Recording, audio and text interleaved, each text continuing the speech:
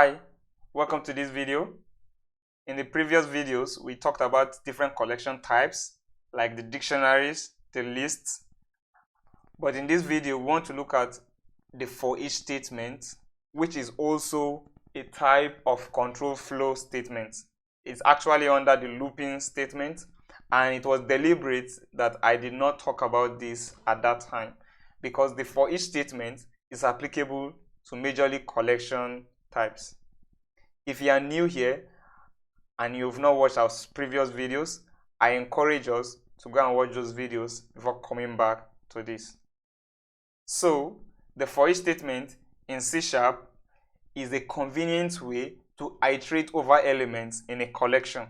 So for example, in an array or list or dictionary or queues, as we saw, like stacks, like hash set also, is a convenient way of looping through them. So instead of having to do for int I is equals 0, I less than a particular something, I plus plus, something like that, to go through it, we can actually use the for each statement.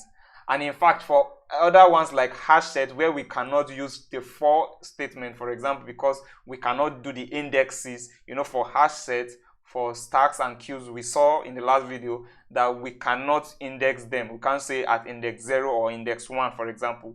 The for each statement gives us a way to go through them also. So let's go to code and just see how this looks like. So here we have, let's have a list. Let's start with an array rather. Let's start with an array. So we have our array, and let's just have 1, 2, 3, 4, 5. Let's just have this, and this is our array. Now, previously what we will do is we'll do for int I is 0, I less than the array length, I plus plus. This is what we will do previously. So, and you remember I've told us that we could just have it, if it's a one statement, we could just have it. So, and previously this is something we will have just done, and this works fine. So if we run this,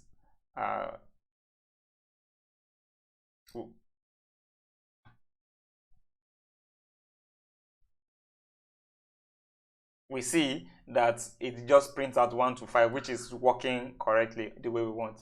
But instead of having to do this, you need to check. I start from I0. You need to write all of this.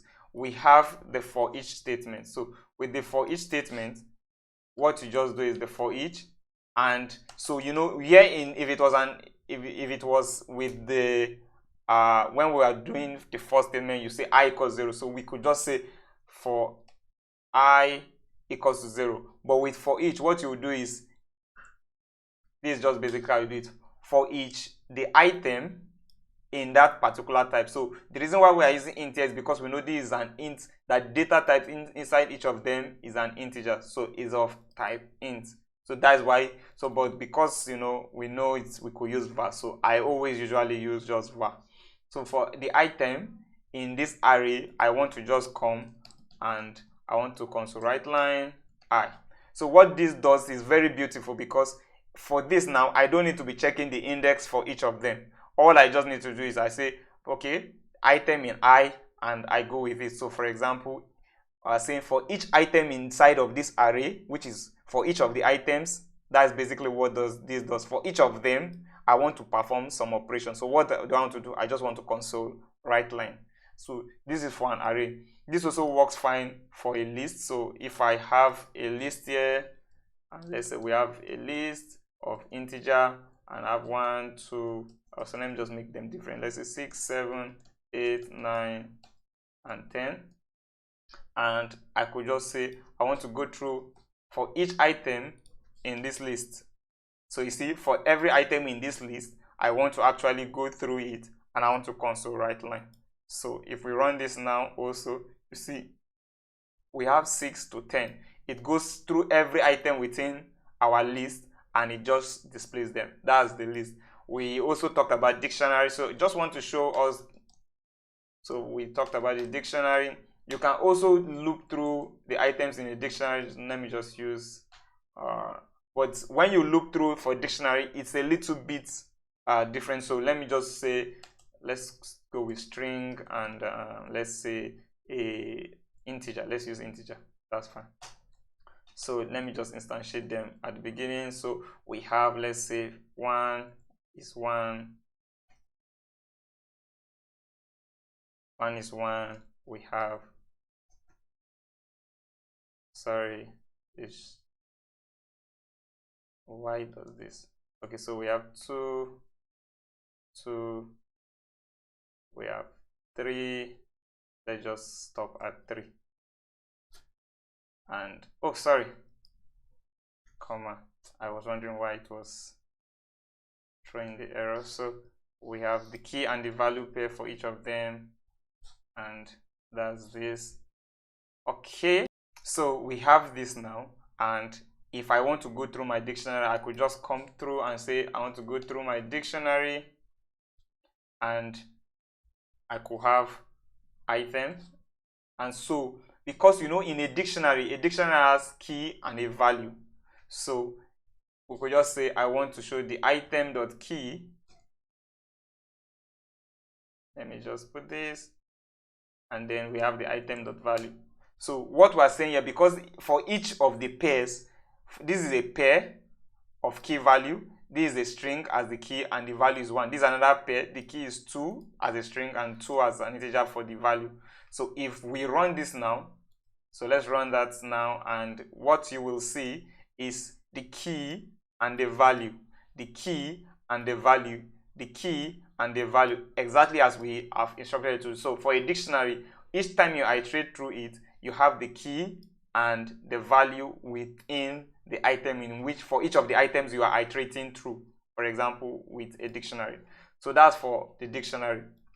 So we also talked about the hash set. So we talked about hash set. So let me make it integer, and for an hash set you can actually pass in a list. It will just convert that into a hash set that even if you have duplicates. So for example, if this is 9, 9, 10, 7, let me say 7, sorry. So this will still just have 5 items for this hash set, because when it goes through it, it will remove the duplicate 9, 9 and the duplicate 10 and 7 that exist there, and it just have 6 to 10 just there. So if I were to loop through, so let me just, okay, let me say this is our hash set.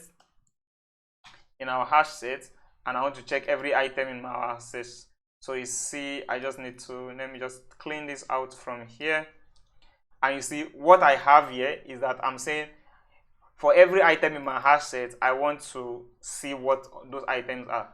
If we run this now, we see the items within the hash set are just 6 to 10, whereas the list contains every other thing. We see that for the hash set, it only contains the unique values, as we spoke about them in the previous video.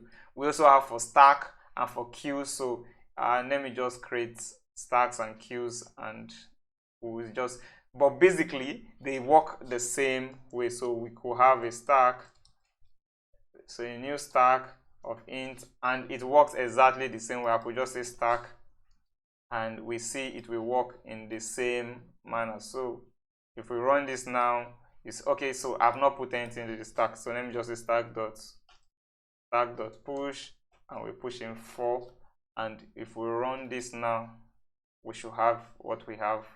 So you see, it just shows us we only have one item in our stack, and it shows us that the same thing is applicable to a queue. And if we run this now, even though it's a queue, okay, sorry, I cannot push with a queue. You know, for queue you need to enqueue. And so let's run this now again. We find out that it still works fine. So the for each statement works for any collection type, and is a very powerful tool to have, because you don't always want to, for example with the for each, you don't need to be bothered about that. Oh, will it go out of the bounds of the array? Will it, you know, for example, you are afraid of checking items that don't exist within a particular collection. You don't need to worry about that, because it will only go through items that exist within that collection. So this is the for each statement in C#, and this is how it is used with collections. I hope this was insightful, and I hope it was clear. If you have any questions or you need clarity with any aspects here, please drop a comment and I will readily respond to us. Thank you, and see you in the next video.